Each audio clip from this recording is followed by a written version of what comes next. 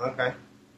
That's not contract. That's just some guy saying, get out from underneath my shelter. Okay, this guy thinks I'm trespassing. I don't think I'm trespassing, so I'll leave. Right.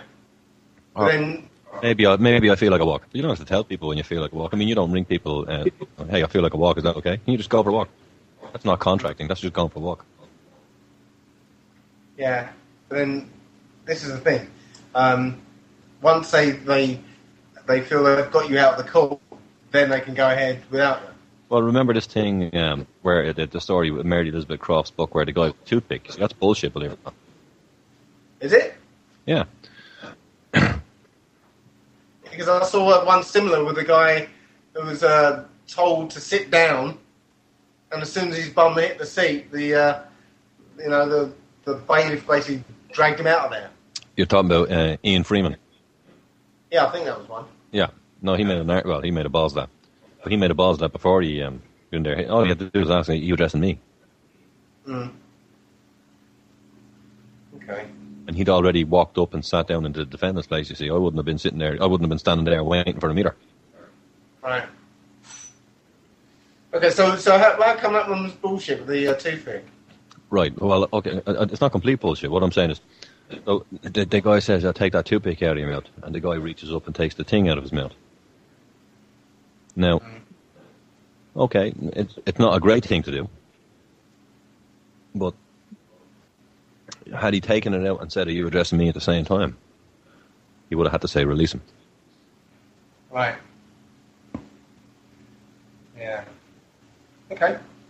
I mean, it was a stupid thing to be doing, really. Yeah. Could I suggest that possibly the best advice would simply be to be prepared for long pauses while you consider the very next thing that you say or do, and remaining stock still and dead silent until you have made that decision? Well, don't take too long to respond. If you want time to respond, let's say you say something to me and I'm thinking, oh, fuck, what am I going to say to that? I would, you know what, okay, I think an appropriate response to what you've said to me there, well, you know, you see what I mean? You're not saying something, but you're not saying anything, but you're talking. Yeah, that's what they call filibuster. There you go. Yeah. If you can't blind them with science, baffle them with bullshit. Okay. You'd need me in the courthouse for that one, wouldn't you, Dave? Sorry? Call Ninja Jack. You'd need me in court to keep them wrapped up in bollocks for long enough for you. Yeah. Oh, well, why is it coming out this side? Yeah, Jack could be in there. Sorry, just wait a minute. Just tap that microphone for me. I can sort that, you know. Just give me a sec. I got me pliers out in the van. Hang on. Now, have you got mute on that? Is that muted? Are you sure that's not muted? No. Are you sure that's not coming out the other channel? 1, 2, 1, 2. Oh, this is Well, you see, I'll be honest with you, Dave. I mean, I have been kind of looking for an opportunity to talk to you for some time to kind of fill you in with a lot of this stuff. And you see, I think part of it is a lot of people don't realise just how much different the approach that I have kind of here is to what everybody else is. I think everybody assumes everybody's doing the same stuff. Yeah. And this is completely different, I think. But it is easy. So have you actually, done this in practice? Yeah. Well, it sounds like plenty of times then. Well, I mean, look, again, it's... you see, the problem with this... I haven't told a lot of people about some of this because... I mean, I talk about it on the radio, but I don't... You see, you can't... There is no cases that go with this, you see, because it doesn't generate cases. Right, therefore, there is no record because nothing happened. Right. Didn't actually get to the case. There was no... Yeah. So perhaps the grand gesture that you were looking for, Dave, is just to export the nothing happening in courts up and down the land. Yeah. Yeah. Well, I mean, think of how much more see if everybody's going in, no, they get the report, these freemen coming in court, with me inalienable rights, blah, blah, blah, doing this, making statements, fucking gestures, claiming rights. They get to tear you apart in the press, right? Mm. Whereas if you're just going to say, well, are you addressing me? Well, who everybody would be sitting there in the packed courthouse going, why didn't the judge just say, yeah?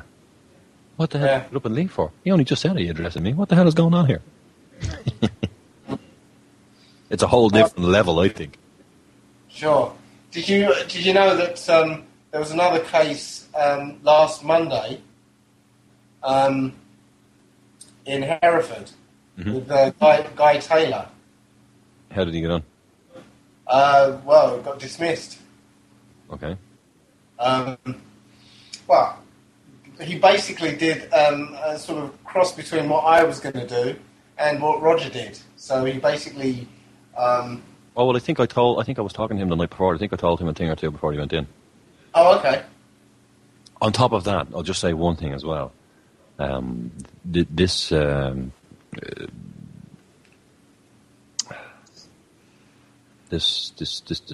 they do, respond to answer the question yes or no. Mm-hmm. They try to limit you to yes or no. Well, the response to that is yes or no.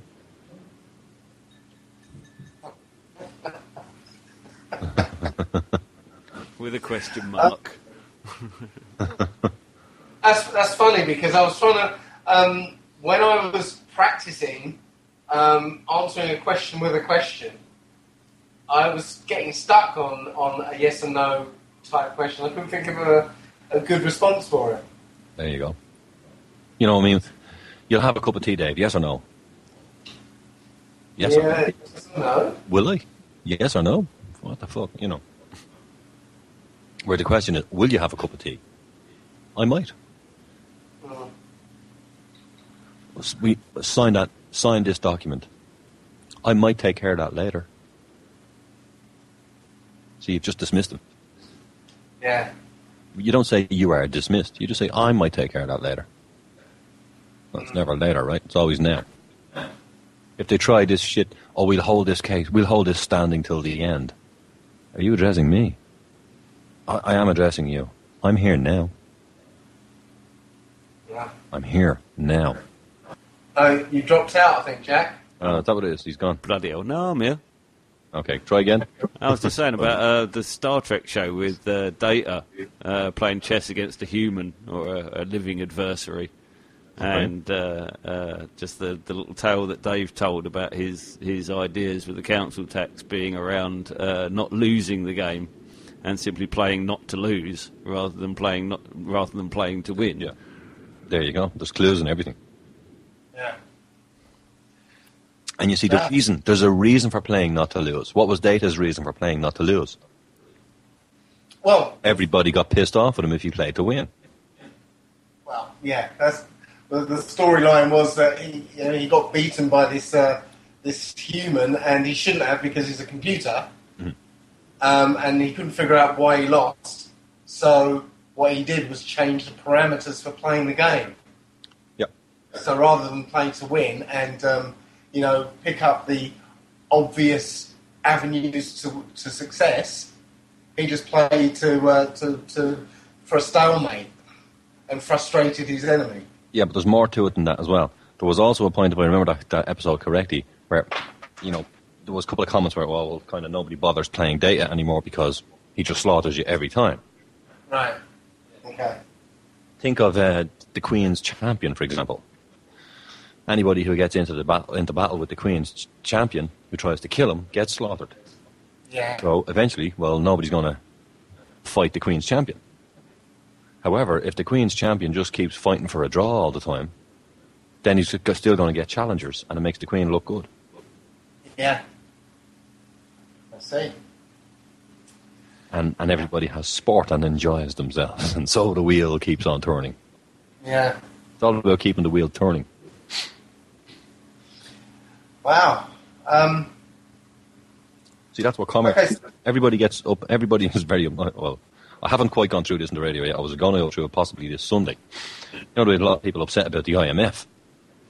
But to be honest with you, they've no choice but to bring in the IMF or a one world currency for that matter. Because the mathematics is blown out of all bloody proportion on what's here at the minute. They've no choice. Their system is, the currency started off in a small town, and then it spread to other towns, and then it spread to the country, and then it spread to the nation, and then it spread to another nation, and then another nation, and then another nation, till all nations had this currency. Well, then those private currencies were about to blow out, so they start joining countries together in unions, and they introduce a new currency, and they get to start the game from scratch again. That's what the New World Order is, in currency terms. It's no big deal. But isn't the other option Iceland, where you just say no, we're going to do our own, aren't they? But I'll be honest, they're lucky they're not fucking nuked at the moment. Oh Jesus, you'll never guess what, boys. We were doing some nuclear testing and a missile went haywire and it fucking.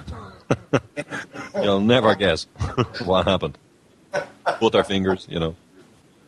Oh, there might be some harp rumblings under a local volcano sometime soon. Yeah, well, I mean, Iceland did have a very unusual volcano, right? Yeah. I think that was a little now, boys. Yeah. You've been in this game a long time. These are the guys in the Gulf and whatnot. They're pulling them in, kicking and screaming, whether they like it or not. Now, they're doing it for a reason. Now, the problem is a lot of people in England, America, blah, blah, blah, they're all basically claiming, we want to go back to the way they have it in these other countries with no central bank, yada, yada, yada. You see, you can't actually do that because it will hurt too many people. You see, they know, for example, if the currency collapses tomorrow, they're responsible for a lot of people. Think of all the OAPs, for example, that live at home on their own who depend on being able to collect their pension and get paid, and nurses coming to mind them and blah, blah, blah. And if those nurses aren't getting paid, they'll leave their jobs, they won't come on. Millions of people will die. Millions. So you can't have that. That's why I went and found the mathematically perfected economy. I'd heard about it 20-odd years ago, and I knew it existed, I just didn't know where it was. That's why I went Googling it, and I found Mike Montagna, and lo and behold, he was the originator of the bloody thing in 1968. Yeah. I heard about it in 84, I think, through that book that I read, Fatima and the Great Conspiracy. Yeah. That was when my research began. You see, I've been researching this stuff for flipping donkey's years. Which is, for example, I say to people, look, Black's Law Dictionary, while remotely interesting, that's not what they use in court. They use what's known as a dictionary of modern legal usage. The judges call it the Judge's Handbook for short. Right. I have another couple of books here called How Judges Reason. I mean, that's an education. I always studied what the judges did and what the sheriffs did, not what the solicitors and the barristers did. And if you're reading Black's Law Dictionary, Rob Menard and the guys, they're studying what the solicitors and barristers did. I never bothered with those guys. I don't even speak to those fucking agents. I mean, if they start talking to me in a court, I ignore them. I only give a fuck about the guy at the top. Yeah. I don't give a fuck what they say. I mean, if they were to tap me in the shoulder and start talking to me, who are you? I don't recognise you. Yeah, that's what I understood, that when you go in there, there's only two people, you and the judge. That's it. And no, you and the guy trying to decide which of you is judge. Yeah. And when you're damn certain sure you are, then he has to be in the other position. Right. And that's testifying. He's testification. That's why if he starts talking to you, you say, well, are you testifying to that? You see, why do you think they ask you, is that your signature? I mean, they know you bloody signed it. Mortgage documents, no, they know you flipping signed it. So why do you think they ask? They're asking you for your permission to use it against you because you're sovereign. In other words, if it was the Queen in there and she had signed something that gave a slave permission to steal her Jaguar, and the slave comes up nervously to the Queen and says, excuse me, Mom, you are the Queen, yes? And she says, yes. Right. She wouldn't, but however. Well, let's assume she did. She forgot for a moment who she was. She says, yes, I'm the Queen. I have a document here that says I get to take your Jaguar. Is that your signature? If she says yes, she's given him permission to take the Jaguar. Yeah. Yeah. That's why they ask. because they don't want to just take it. That could be dangerous. That's stealing, you see.